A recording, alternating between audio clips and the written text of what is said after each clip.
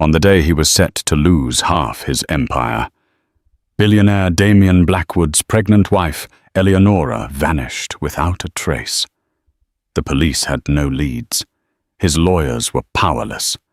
And in the courtroom, his Mistress Isabel could barely contain her triumphant smirk. Everyone assumed Eleonora had fled a broken woman pushed to the edge. But they were all wrong. Because the letter that arrived days later wasn't a ransom note or a goodbye. It was a declaration of war, revealing a secret so devastating it would not only expose the mistress, but threaten to burn Damien Blackwood's entire world to the ground. The air in the Honorable Judge Marianne Thompson's courtroom was thick enough to choke on. It was the kind of suffocating silence that precedes a storm heavy with the unsaid crackling with anticipation. Damien Blackwood, a man whose name was synonymous with ruthless corporate takeovers and Manhattan skyscrapers that clawed at the clouds, felt a bead of sweat trace a path down his temple. He never sweat. He sat at the defendant's table flanked by a team of lawyers who looked like they were carved from granite and ambition. Their suits cost more than the average car, but today they offered no comfort. All their power, all their legal maneuvering was useless. Across the room, Eleonora's chair was empty. It was more than empty. It was a void, a gaping hole in the proceedings that sucked all the certainty out of the room. Eleonora, his wife of 5 years, 7 months pregnant with his child, was gone. The hearing was scheduled for 9:00 a.m. sharp. It was now 9:47. Judge Thompson, a woman with a fearsome reputation for punctuality and a withering gaze, peered down from her bench. "Mr. Salinger," she said, her voice dangerously calm, addressing Eleonora's counsel. "Do we have any update on your client's whereabouts?" Robert Salinger, a man whose normally composed demeanor was frayed at the edges, stood shakily. "No, Your Honor. We have been unable to reach Mrs. Blackwood since last night. Her phone goes straight to voicemail. She is not at her residence. We are deeply concerned." Damien felt a flicker of irritation, sharp and unwelcome. Concerned Eleonora was playing games. That had to be it. She knew the pre-nuptial agreement was ironclad, a fortress he'd spent a fortune constructing. She was entitled to a generous settlement, of course, but not the pound of flesh she'd demanded. 50% of Blackwood Industries, the company that was more his child than the one growing in her belly. This vanishing act was a desperate theatrical ploy to garner sympathy and delay the inevitable. He risked a glance behind him. In the second row of the public gallery, Isabel Vance sat with a posture of perfect predatory stillness. Her legs were crossed, a sliver of a crimson-soled heel peeking out. She caught his eye and gave a subtle, almost imperceptible shake of her head, a gesture that said, "See, she's as dramatic as I told you." And then the corner of her exquisitely painted lips turned up in a faint, knowing smirk. That smirk was for him. It was a secret shared, a confirmation of their narrative. Eleonora, the fragile, emotionally unstable wife, finally cracking under the pressure. Isabel was the future, sleek, uncomplicated, and standing by her man. The past 6 months had been a dizzying blur of that future. He'd met Isabel at a gallery opening. She was a curator, she'd said, with an eye for disruptive art. She was also a force of nature, with eyes the color of whiskey and a laugh that could disarm a hostile board. She saw him not as a husband or an expectant father, but as Damien Blackwood, the Titan. She didn't want to soften his edges. She wanted to sharpen them. The affair had started as an intoxicating escape and had quickly become an addiction. Telling Eleonora had been the hardest thing he'd ever done. He remembered the look on her face, not of fiery rage, but of a profound, shattering disappointment. She had been so still, her hands resting protectively on her swollen stomach. I see, she had whispered, her voice hollowed out. And the child. The child will be provided for, Eleonora. You will be provided for. Handsomely. Provided for. She repeated the words, tasting like ash, like an asset to be managed. From that moment, the woman he thought he knew, the gentle, compassionate librarian he'd married, the woman who organized charity galas and read poetry to him in bed, had been replaced by a quiet, steely resolve he'd never seen. She hired Robert Salinger, a bulldog of a divorce attorney, and defied the prenup.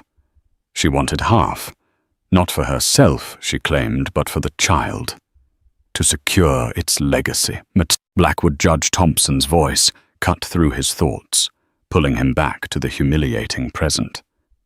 Given the unusual circumstances and the potential that your wife may be a missing person, I have no choice but to postpone this hearing. However, let me be clear. She leaned forward, her eyes pinning him to his chair. If this is found to be a stunt, a manipulation of this court's time and resources, the consequences for the party responsible will be severe. The unspoken accusation hung in the air that he might be behind it. The media, already circling like vultures, would have a field day. Court is adjourned for 2 weeks, she declared, banging the gavel with a finality that echoed in the silent room. As the judge swept away, Damien's lead lawyer, Marcus Thorne, leaned in. This is bad, Damien. This is a PR nightmare. Find her, Marcus. Damien hissed, his voice low and tight. I don't care what it costs. This isn't a game anymore. He stood, buttoning his jacket, a mask of cold composure firmly in place. He turned to leave his gaze sweeping over the gallery. Isabel was already standing, her expression now one of perfectly calibrated concern. She mouthed the words, "Are you okay?" But Damien's eyes were fixed on the empty chair at the plaintiff's table. The irritation he'd felt earlier was now being crowded out by a different feeling, something cold and unsettling that coiled in the pit of his stomach. Eleonora wasn't dramatic. She was precise, methodical. Whatever this was, it wasn't a mere stunt. It was a move in a game he didn't even know they were playing. And as he walked out of the courthouse into a sea of flashing cameras and shouted questions, the image of Isabel's smirk was burned into his mind. It was the smirk of a winner. But the unsettling feeling in his gut told him the game was far from over. The first 24 hours were a blur of calculated crisis management. Damien's PR team released a statement expressing deep and profound concern for Eleonora's well-being. He'd made a show of cooperating with the NYPD, sitting for an interview where he painted a picture of a loving, albeit strained relationship, and a wife who had been under immense emotional distress. Isabel was his shadow, a constant, soothing presence. She made him coffee, her hand resting on his shoulder as he took calls. "She'll turn up, darling," she'd murmur. "She's probably checked into a spa in the Berkshires, racking up your Amex to spite you." It was plausible. It was the story he wanted to believe. But the cold knot in his stomach only tightened. The breaking point came when he went to Eleonora's apartment. After the split, she had refused to stay in their cavernous Fifth Avenue penthouse, which she'd called a gilded cage. She'd chosen a modest, elegant brownstone apartment in the West Village, one she'd paid for herself, with a small inheritance. He hadn't been there in months. He let himself in with a key he hadn't realized he still had. The scent of her hit him first, a faint, clean mix of lavender and old books. The apartment was immaculate, too immaculate. Not a cushion was out of place, not a cup left in the sink. A half-finished book lay on the nightstand, a silk bookmark marking the page. Her closet was full. Her passport was in the desk drawer. Her laptop was on the desk closed. There was no sign of a struggle. No sign of a hasty departure. It was as if she had simply evaporated. Then he saw it. On the kitchen counter next to a vase of slightly wilted peonies was her prenatal vitamin bottle. The lid was off, a single white pill sitting beside it, as if she'd been about to take it, and was simply interrupted. A chill, stark and terrifying, shot through him. Eleonora lived by a schedule. Her pregnancy had made her even more meticulous. She would never, ever forget her vitamins. She wouldn't miss them for a spa day. She wouldn't miss them for anything. This wasn't a game. Something was wrong. Terribly wrong.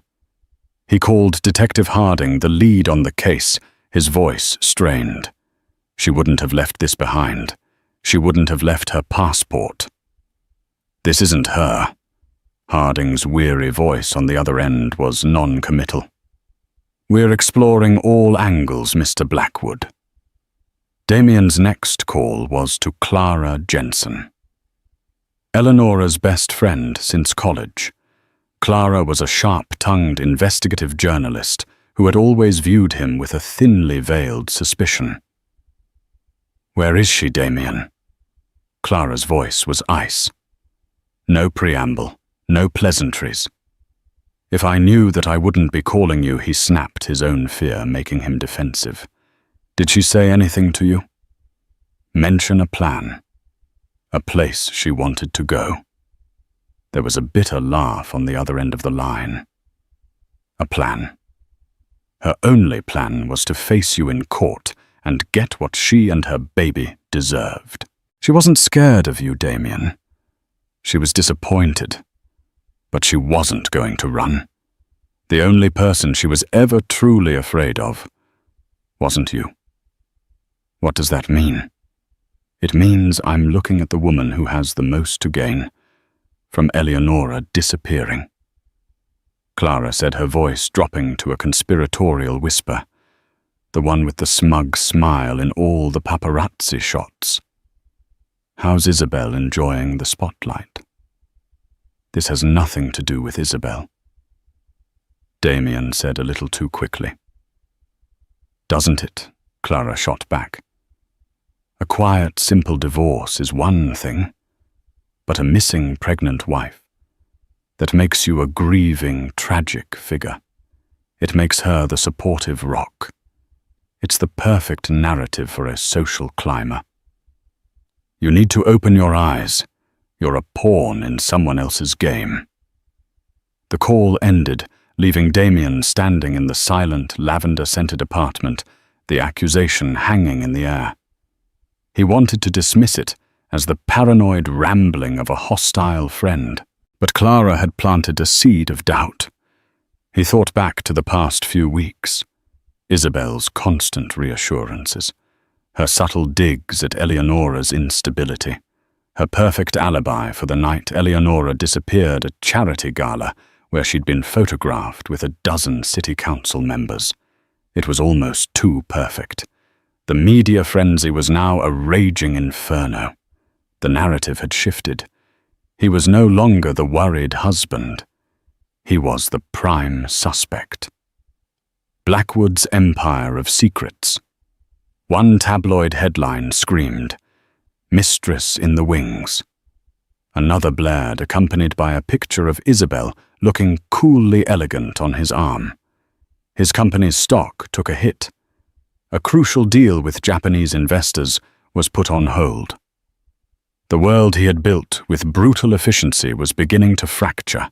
He was losing control, and Damien Blackwood was a man who was never out of control. Days bled into a week. The police had nothing. The private investigators he'd hired had nothing. Eleonora had vanished from the face of the earth. The city which had once felt like his kingdom now felt like a prison, every stranger's glance a judgment. He was in his home office, a glass-walled sanctuary overlooking Central Park, when his assistant buzzed him. "Sir, a courier just delivered a letter for you. It's from the law offices of Salinger Bell and Associates." Damien's heart hammered against his ribs. Salinger. Eleonora's lawyer. This was it. A ransom note. A list of demands. Something. Anything. "Bring it in," he commanded. The envelope was thick, cream-colored and formal.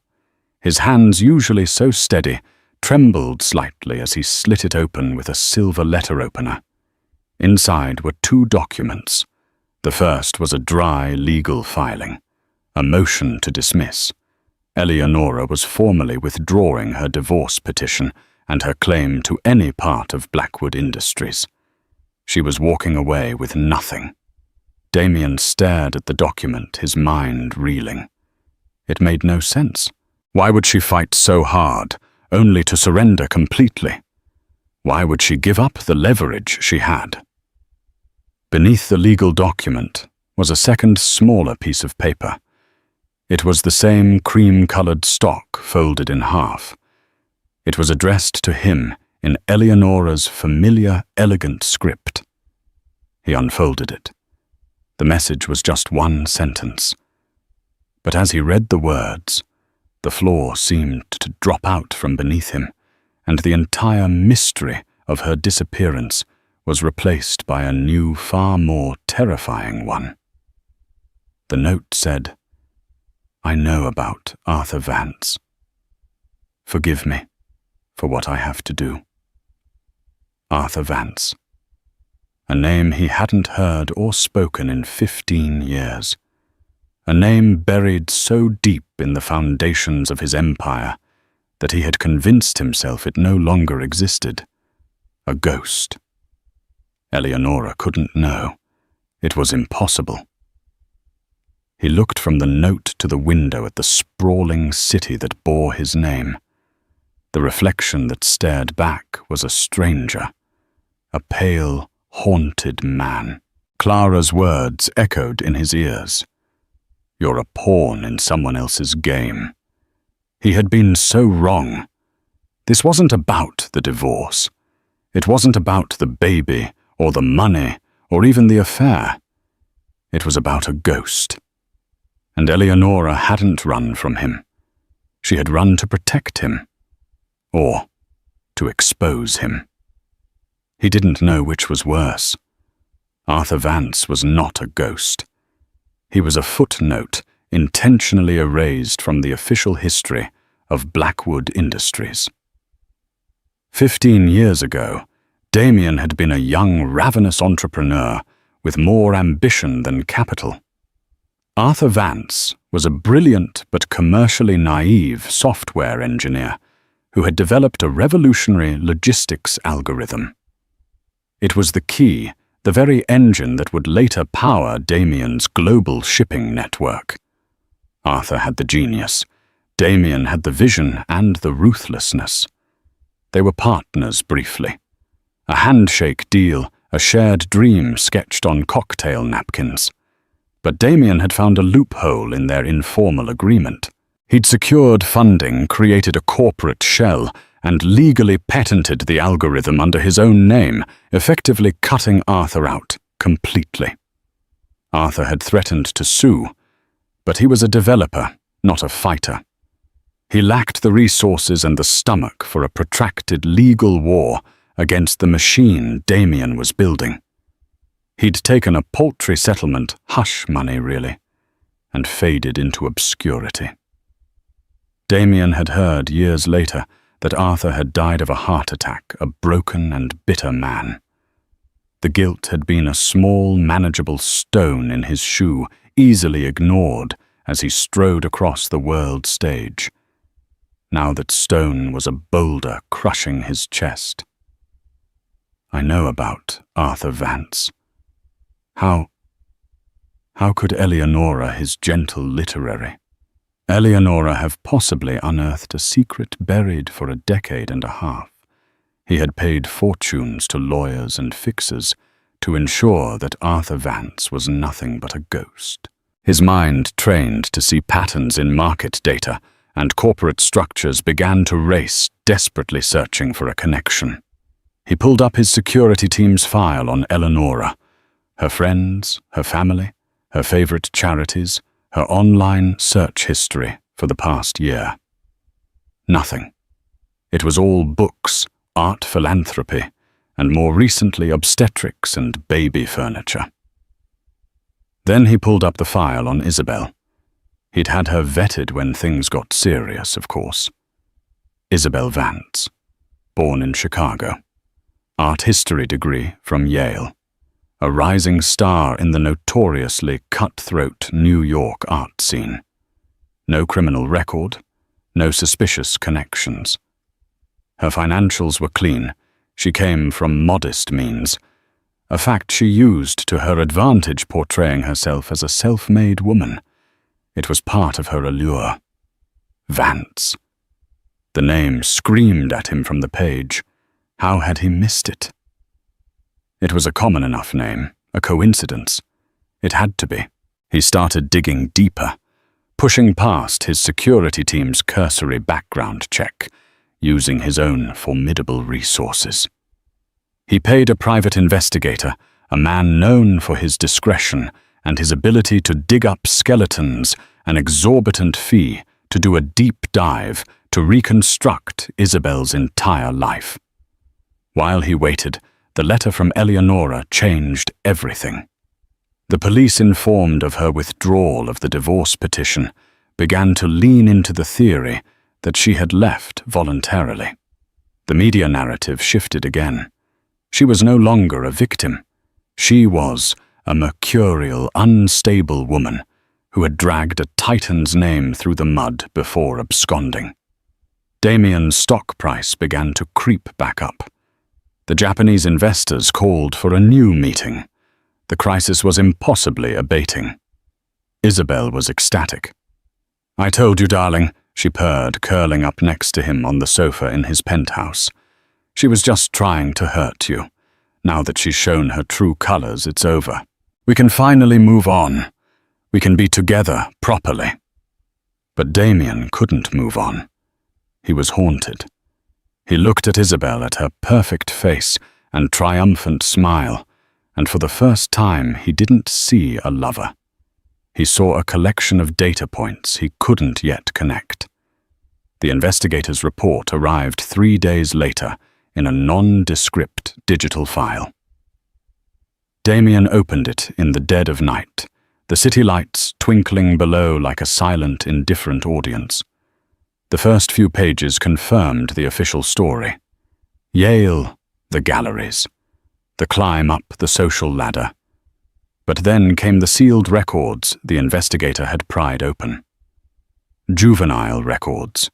Family court documents. Isabel Vance was born Isabel Vancescu. Her father, a Romanian immigrant, had changed their family name to Vance when she was 10, hoping to sound more American. His first name was not Arthur. It was Mihai. Damien felt a wave of relief so intense it made him dizzy. It was a coincidence, a stupid, paranoid coincidence. But he kept reading. Mihai Vancescu had been a brilliant man, but a troubled one. He'd died when Isabel was 19. The cause of death on the certificate was a massive coronary. But the investigator had dug deeper, finding old police reports from the time. Friends of Mihai had been interviewed. They'd all said the same thing. He hadn't just had a heart attack. He'd died of a broken heart. He'd lost his life's work, stolen by a partner who had betrayed him. He'd become obsessed, spending his last years trying to prove the theft. The partner's name wasn't mentioned in the police report. The investigator had kept digging. He'd found Mihai's old academic records, his personal effects sold at an estate sale. And there, in a box of old papers, was a photograph. 2 young men, barely out of their 20s, grinning, holding a napkin with frantic scribbles on it. One was a gaunt, intense man, with dark, burning eyes, Mihai Vancescu. The other was a younger, hungrier version of himself. And the name scrawled at the bottom of the napkin next to his own signature was not Mihai. It was the Americanized name his partner had insisted on using for their venture, because it sounded more solid, more trustworthy. Arthur Vance. The room tilted. The air left his lungs. Every moment with Isabel for the past 6 months replayed in his mind, but now in a horrifying new light. Their chance meeting at the gallery, her fascination with his business, her praise for his killer instinct, her subtle poisoning of his mind against Eleonora. It hadn't been a romance. It had been an infiltration. This wasn't a love affair. It was a siege. Her plan, he realized with sickening clarity, had been diabolical in its patience. She had wormed her way into his life, intending to become the next Mrs. Blackwood. But that was only the beginning. She'd pushed him to divorce Eleonora, knowing it would be messy. Her goal was to trigger a public, brutal court battle. In the discovery phase of a contested divorce involving half his company, his entire business history would be flayed open. Every document, every email, every buried secret would be subject to subpoena. And she would have been there, guiding Eleonora's lawyers, leaking information to her friend Clara Jensen, ensuring that the name Arthur Vance would finally come to light. She wasn't going to just take his money. She was going to dismantle his legacy piece by piece, exposing him as a fraud and a thief in the most public way imaginable. She would inherit a ruined kingdom built on her father's grave. But she had made one critical miscalculation. She had underestimated Eleonora. She'd seen her as Damien had a gentle, passive trophy wife. She hadn't seen the quiet intelligence, the sharp, observant mind behind the demure smile. Eleonora must have seen something. A slip of the tongue from Isabel, an old photograph, a name mentioned in passing. She must have started her own quiet investigation. And she, unlike Damien in his arrogance, had connected the dots. She discovered the truth that the woman her husband was leaving her for was the vengeful daughter of the man he had destroyed. Her disappearance was not an act of fear or surrender. It was a strategic retreat. By vanishing and dropping the divorce petition, she had single-handedly disarmed Isabel. She had taken away the weapon, the court case that Isabel had spent years preparing. She had saved him from public ruin. But the note, "Forgive me for what I have to do," that wasn't the message of a woman who was finished. That was the message of a woman whose own game had just begun. He had been so focused on the threat from Isabel that he hadn't considered the one from the woman he had wronged the most. He was caught between 2 queens in a chess match he hadn't even known he was playing, and he had just been put in checkmate. The cold dawn light creeping into the penthouse felt like an interrogation. Damien hadn't slept. He'd sat in his leather office chair, the investigator's report, a toxic glow on his monitor, as the city he owned transitioned from a blanket of indifferent lights to the grey bustle of morning. The initial volcanic rage at Isabel had cooled into something far heavier, the nauseating weight of his own colossal stupidity. He, Damien Blackwood, the man who could anticipate market shifts and hostile takeovers in his sleep, had been the easiest mark of all, blinded by vanity and a pretty face. But eclipsing even that shame was a profound, terrifying awe for Eleonora. The quiet woman he'd dismissed as a decorative intellectual accessory to his life had proven to be a grand master of a game he hadn't even realized he was playing. She had seen the board, anticipated the checkmate, and sacrificed her queen to save a worthless king. He needed to see Isabel, not just to banish her, but to understand. He needed to look into the eyes of the architect of this ruin and see the plan reflected there. He found her exactly where he expected to in the master suite, a realm of silk sheets, walk-in closets the size of studios, and panoramic views of Central Park. She was standing before a full-length mirror, holding a river of diamonds to her throat, a necklace from his private vault. She was admiring the way the stones caught the morning light, her reflection a portrait of triumphant ambition. "Good morning, darling," she said, her voice a contented purr as she saw his reflection join hers. "I was just thinking, this would be perfect for the Philharmonic Gala next week. A statement piece, don't you think? To show everyone we're solid, unbreakable." The word hung in the air, a bitter irony. He walked further into the room, his footsteps silent on the plush carpet. "Take it off, Isabel." His voice was a dead thing, devoid of the passion she was used to, devoid of anger, devoid of everything. It was the calm of the abyss. Her radiant smile faltered, replaced by a flicker of confusion. "What's wrong, Damien? You look terrible." She turned from the mirror and glided toward him, her hand outstretched in that practiced gesture of concern that now looked like a parody. I said he repeated, his eyes locking onto hers. "Take it off." Slowly, her hand went to the clasp. Her perfectly manicured fingers fumbled for a moment. She laid the necklace on the velvet-lined tray of her jewelry box, as if it were a dead snake. "Did something happen?" she asked, her voice a little too high. "Is it about Eleonora? Did they find her?" In a way, he said, his gaze sweeping around the opulent room that she had so confidently claimed as her own. "I did some reading last night, a fascinating bit of corporate history, about a brilliant immigrant software engineer named Mihai Vancescu. It happened, the thing he had been waiting to see. It wasn't a gasp. It wasn't a cry. It was a cessation of everything. The color drained from her face, leaving her exquisite features looking like a porcelain mask. For one unguarded second, he saw pure, primal terror in her whiskey-colored eyes, the look of a saboteur caught with the bomb in her hands. But she was a professional. The terror was instantly suppressed, buried under a layer of icy confusion. "I'm sorry," she said, her voice brittle. "I have no idea who that is." "Oh, I think you do." Damien continued, his tone relentlessly quiet. He was the predator now slowly circling.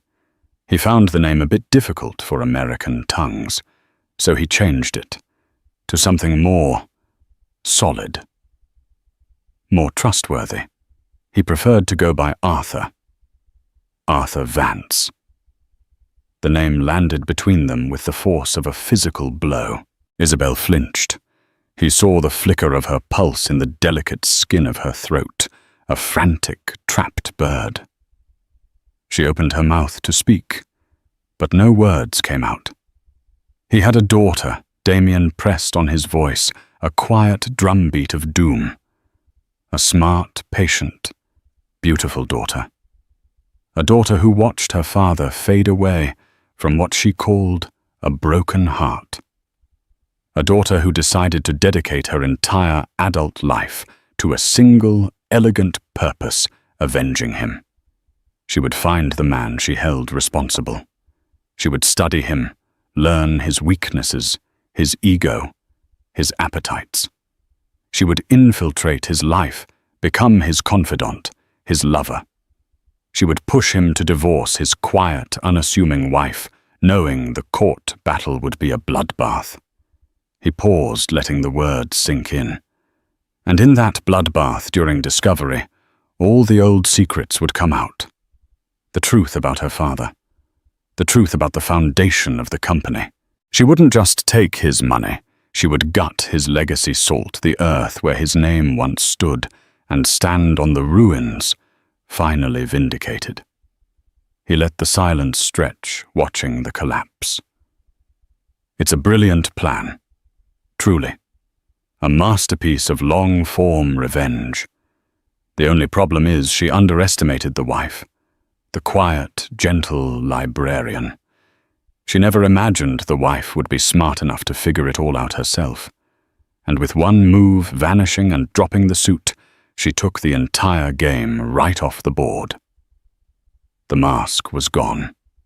The confusion, the denial, it all melted away, revealing the hard, chilling fury beneath. Isabel's face was transformed, her beauty sharpened into something dangerous. "So you know," she said, her voice a low, venomous hiss. "And here I thought you were just an arrogant, self-obsessed fool. I suppose there's a brain in there, after all, buried under all that ego." "Where is she, Isabel?" "What did you do?" he demanded, a sliver of his old fire returning. She laughed, a harsh, ugly sound, devoid of any humor. "You think I have her locked up in a basement somewhere?"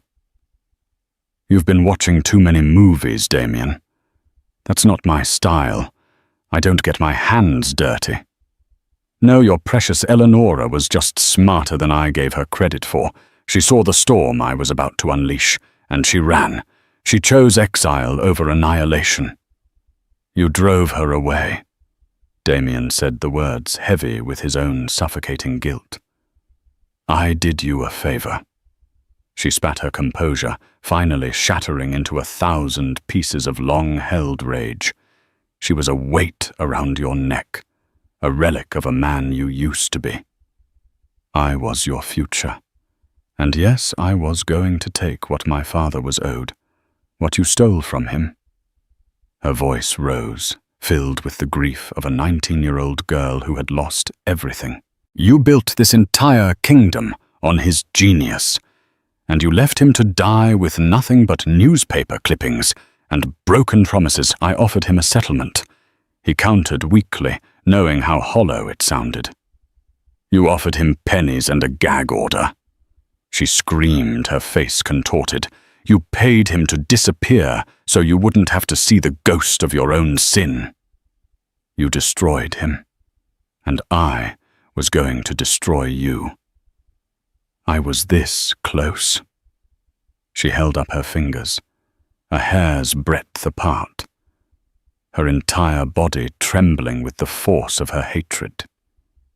He finally saw it all, the raw, festering wound that had motivated her entire existence. He had created this monster. His greed had been the seed, and her grief had been the soil. Get out, he said, his voice a low command, the only 2 words he had left. Gladly she sneered her rage, cooling back into a chilling disdain. She picked the diamond necklace up from the tray and tossed it onto the bed. It landed on the silk duvet with a soft, obscene thud. But don't think for a second that this is over. You may have dodged the divorce court, but the truth doesn't just disappear because your wife did.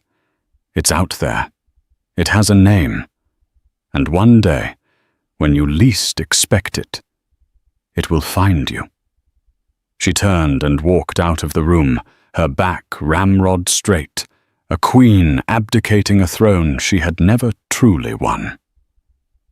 The sound of the heavy front door closing echoed through the penthouse like a gunshot, the final punctuation on the end of his life as he knew it. Damien was alone. The confrontation had brought no victory or relief, only the stark, chilling, undeniable truth of his own character. He had built his life on a sin, and the consequences were now playing out in ways he could never have imagined. Isabel wasn't the disease. She was just a symptom. He walked back to his office, his legs unsteady. Eleonora's note was still on his desk, the elegant script a stark contrast to the ugliness that had just transpired. Forgive me for what I have to do. He finally understood the depth of her action. She wasn't just protecting him from Isabel's legal ambush. She was giving him a choice, a final terrible opportunity for redemption.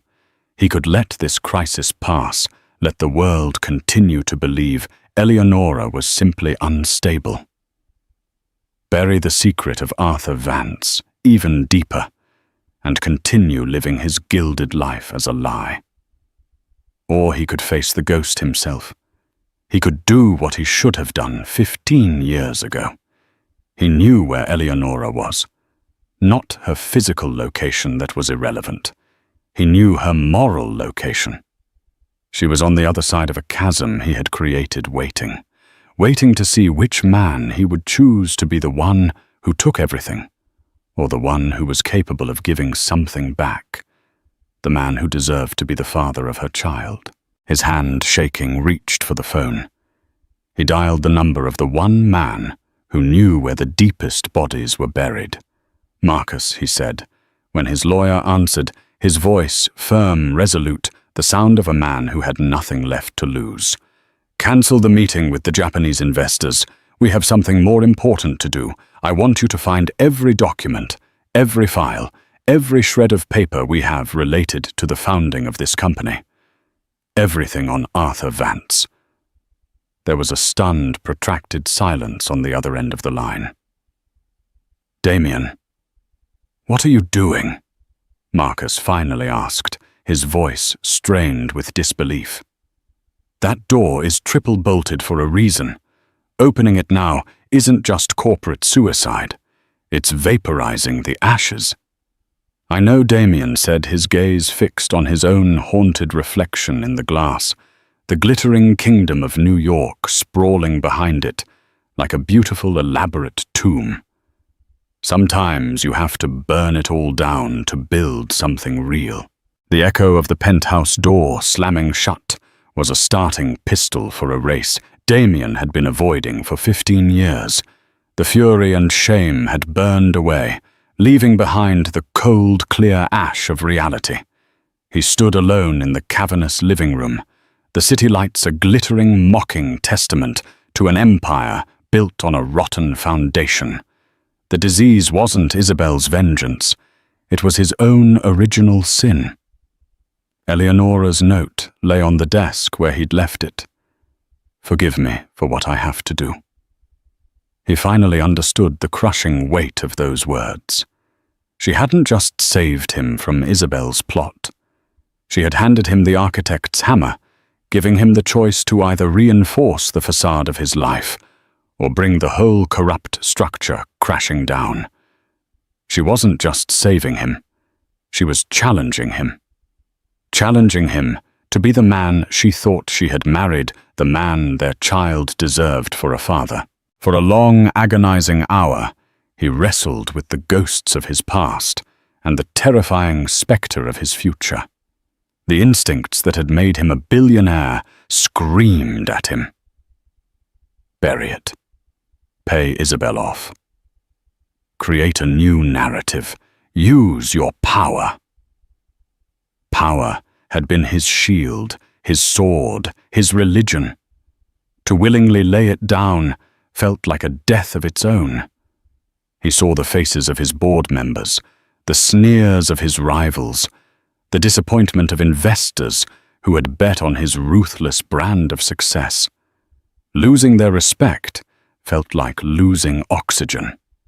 But then he saw Arthur Vance's face from the photograph, gaunt, intense, full of a genius he had plundered. And he saw Eleonora, her hand resting on her stomach, her quiet disappointment, a judgment far more damning than any court's. He had managed assets, managed risk, managed people, but he had failed catastrophically to manage his own soul. His decision, when it came, was not a lightning bolt of moral clarity, but a quiet, grim surrender. He picked up the phone and called the one man who had helped him build and protect the lie for over a decade. Marcus Thorne arrived within the hour, his briefcase full of counter-strategies and damage control plans. He found Damien not in his office, but standing before the floor-to-ceiling windows, looking less like a king and more like a man on a ledge. "I've already drafted a statement," Marcus began all business. "We'll paint Eleonora as tragically unstable but ultimately remorseful. We can file for a conservatorship, protect your assets from any future episodes." Damien turned from the window. "No. No, Damien, this is a gift." She walked away. "We need to lock this down before she changes her mind." "She won't," Damien said quietly. This was never about the money. He walked to the bar, poured 2 whiskies, and handed one to his lawyer. "Marcus, I'm going to tell you a story, and you're not going to try to fix it. You're just going to listen."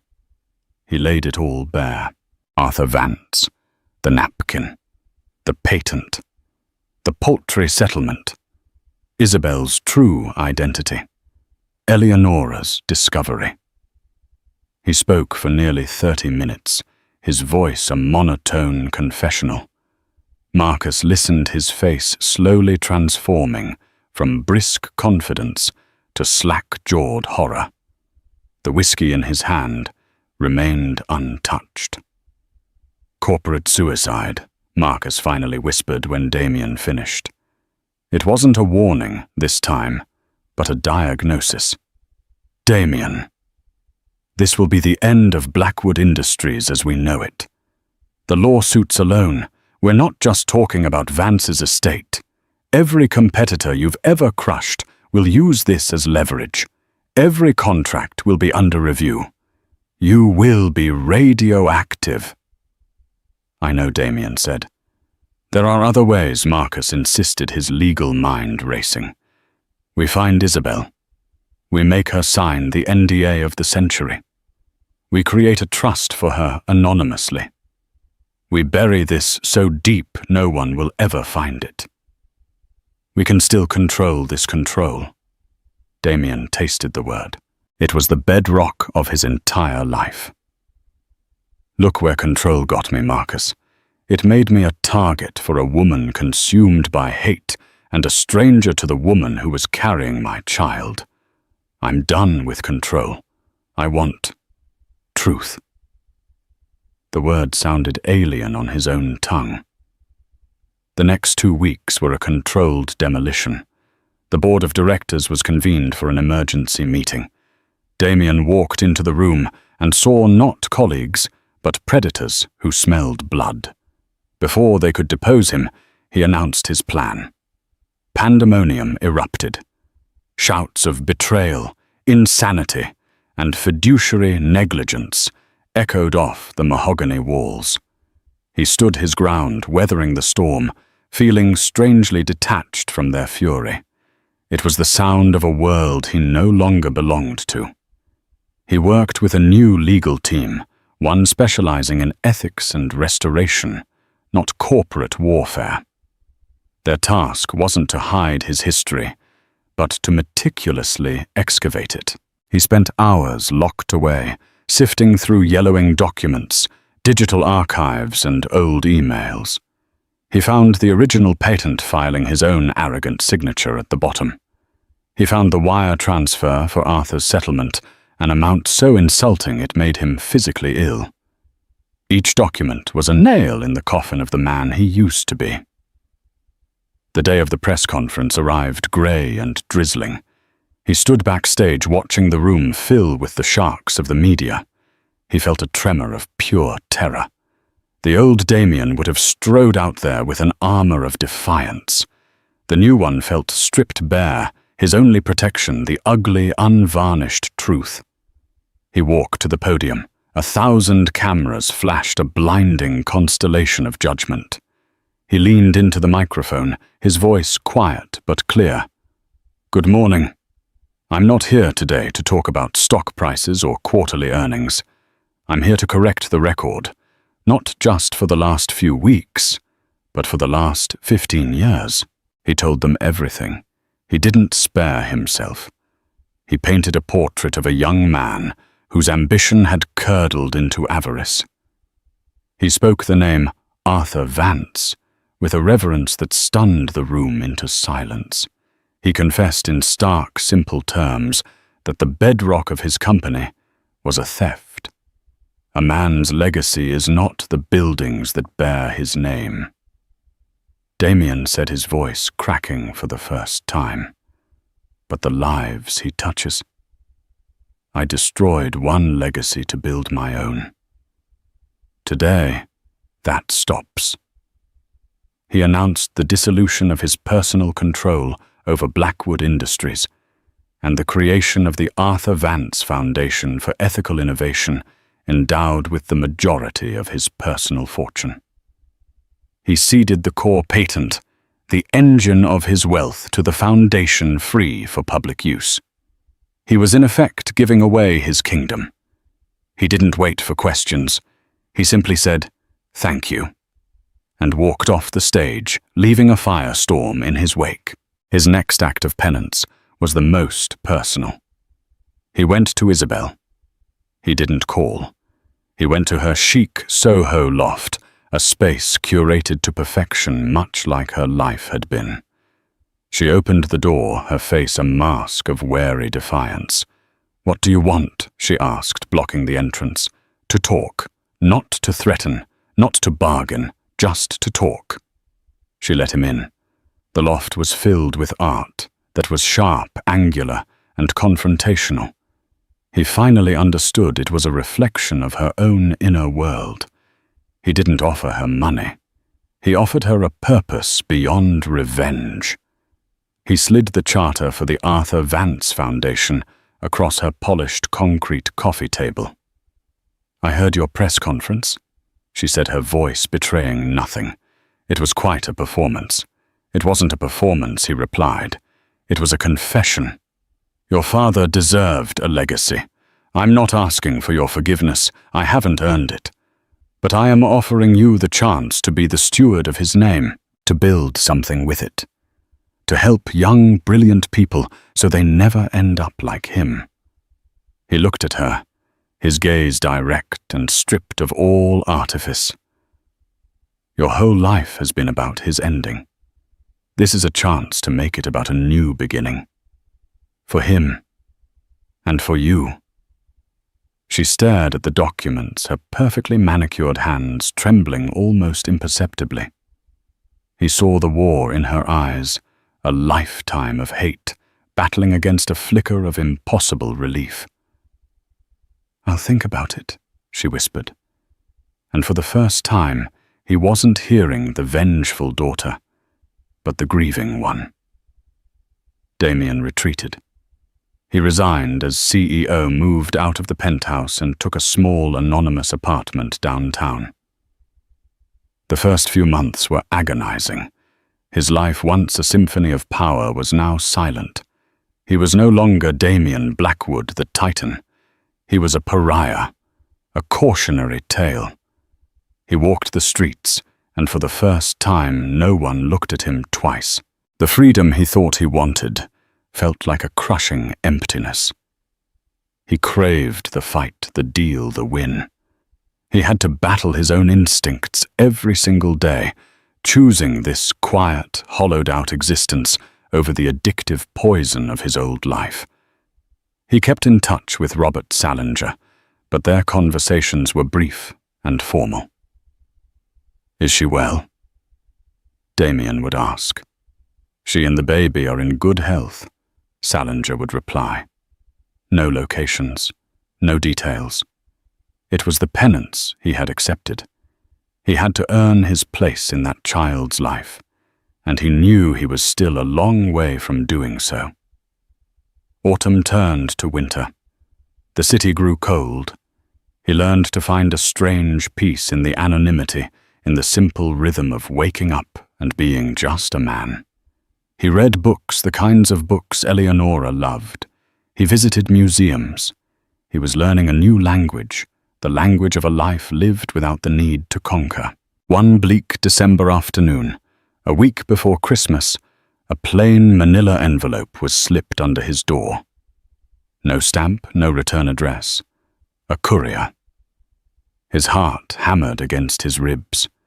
He tore it open. Inside was a single photograph printed on matte paper. It was a picture of a baby swaddled in a simple white blanket, its tiny face scrunched in sleep.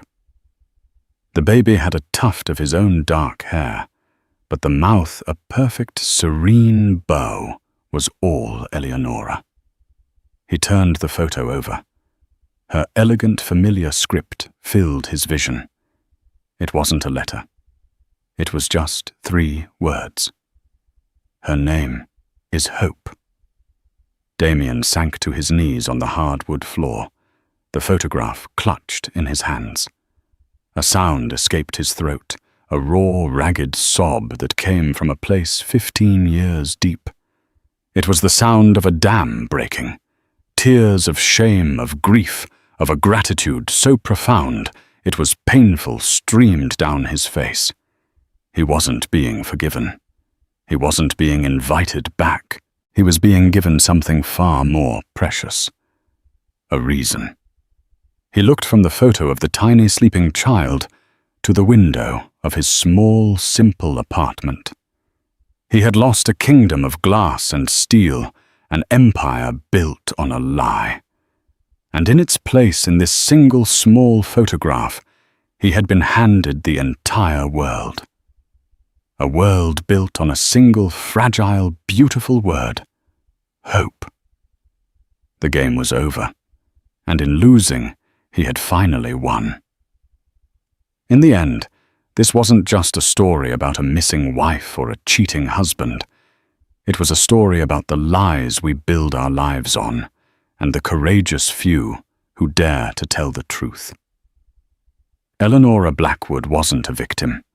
She was a hero who understood that true strength isn't about fighting, but about knowing when to walk away, to let the truth do its own work. Damien lost an empire, but found his soul. It's a powerful reminder that the most valuable things in life can't be bought or stolen. If this story of secrets, betrayal, and ultimate redemption moved you, please hit that like button to let us know. Share it with someone who loves a story with a twist you won't see coming.